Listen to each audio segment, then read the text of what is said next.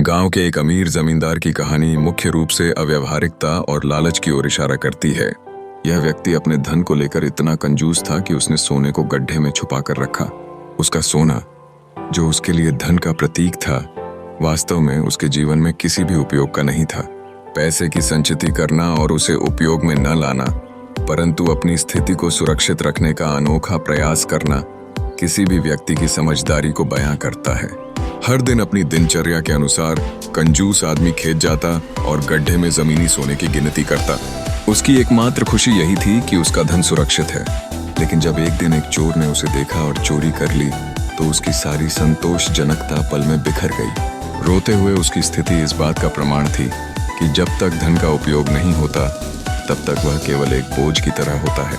जब राहगीर ने उसकी रोने की आवाज सुनी, उसने कंजूस से उसकी समस्या के बारे में पूछा। कंजूस ने अपनी स्थिति की व्यथा सुनाई कि उसका सारा सोना चोर ले गया। राहगीर की समझदारी देखकर उसने बताया कि जिस धन का कोई उपयोग नहीं है, वह केवल गड्ढे में पड़े कंकड़ों के समान है।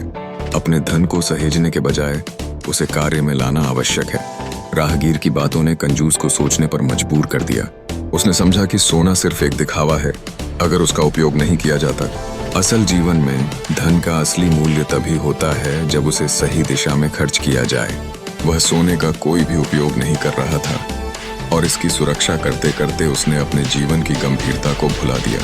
इस कहानी से हमें यह सीख मिलती है कि बिना किसी काम का धन संग्रहित करने से बेहतर है कि उसे उपयोग में लाया जाए।